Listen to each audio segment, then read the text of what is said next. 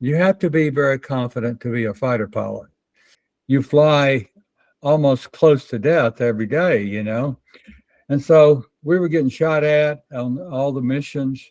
And on my 53rd mission, I got blown up.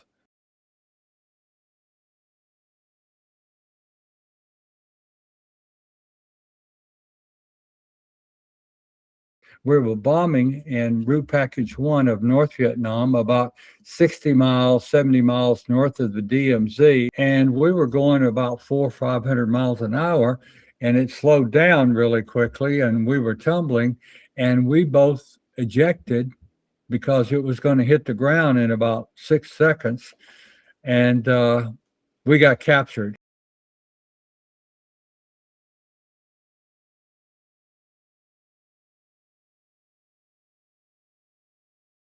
For 8.5 months, we were in a 6.5 by 7 foot cell with three other guys. I was in there with three other guys, Ken Fisher and two Marine pilots. And we got tortured to fill out a 3-page biography. We got tortured to sign something else or answer something else. But we were living up to the code of conduct, the 6 articles of code of conduct, which still exists. Saying that you would remain loyal to your country, loyal to your comrades in the POW camp, and resist the enemy, not give them anything except name, rank, service number, and date of birth.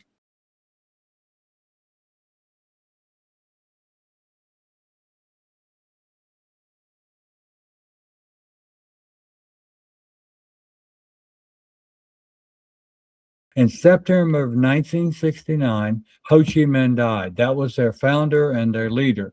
He died, and 2 weeks later, in October of 69, the new leaders called all the camp commanders. There were 5 or 6 POW camps at that time. And he called them in and said, "We don't want to do any more torture."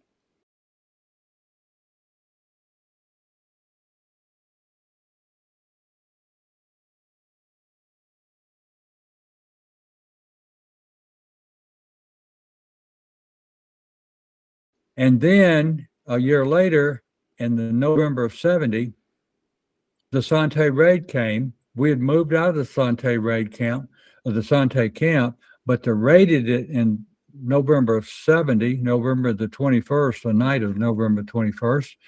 And they did an outstanding job, but we weren't there. The Sante camp was 25 miles northwest of Hanoi, and we were 7 miles between, about 18 miles from Hanoi, between Hanoi and the Sante camp. We were 7 miles back toward Hanoi from the camp, and we heard it going on, but we didn't know what was happening.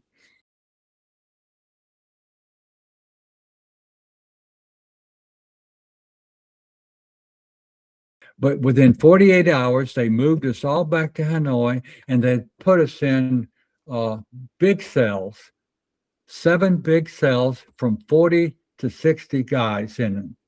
20 guys slept on one side and 20 guys slept on the other side, and that was 40, and about 12 of us slept on the floor. I laid down, and I had a guy on the right side and a guy on the left side about 4 inches from my shoulders.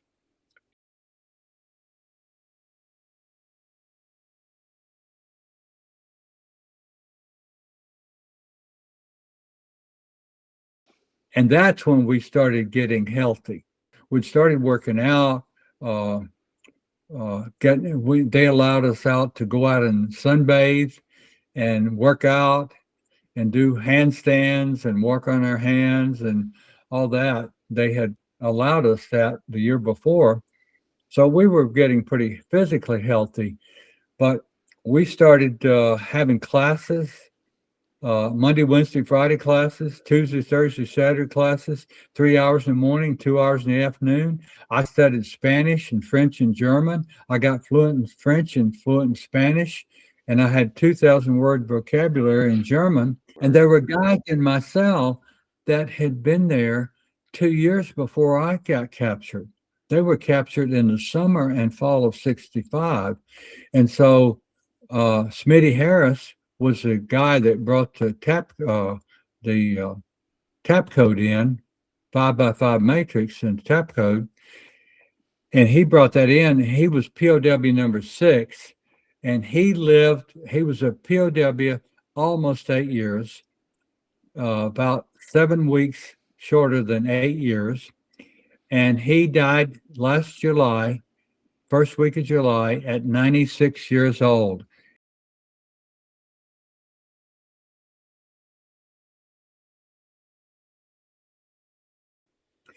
Well, we formed a community. We would take great risk, to reach out to someone who was in isolation, uh, uh, and been tortured and isolated.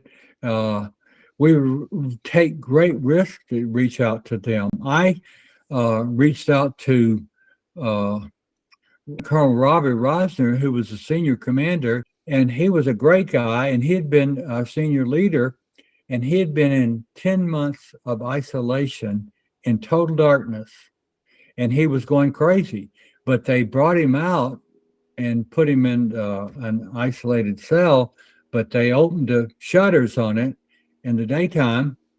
And I saw him, the corner of my mirror window, it pushed out it didn't have glass in it, but it had bars, and it was covered by a rattan mat. And I pushed it aside and saw him, and he and I started talking, and he was smiling. He'd gone through all that. And I said, wow, as he went through that, I can go through anything.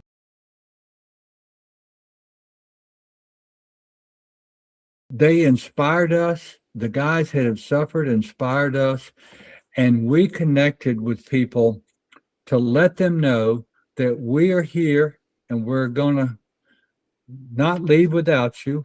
We're going to remember your name, your shoot down date, and your rank and your service. We're going to take all that with us, but we're not going to leave you alone. You you gotta you gotta be connected.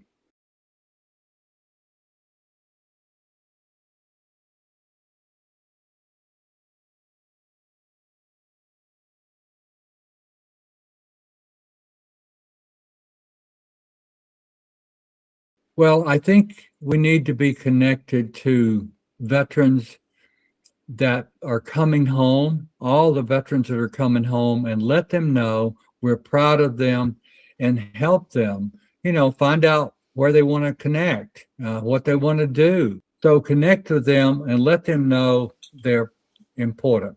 The families that did not come home, the families when their combat veteran didn't come home or their veteran didn't come home, we got to connect with them and let them know that we care about them, they're important, and we appreciate what their husband or daughter did or wife did. And we're so sad that they didn't come home, but they would want us, you, to be healthy and happy and have a good life.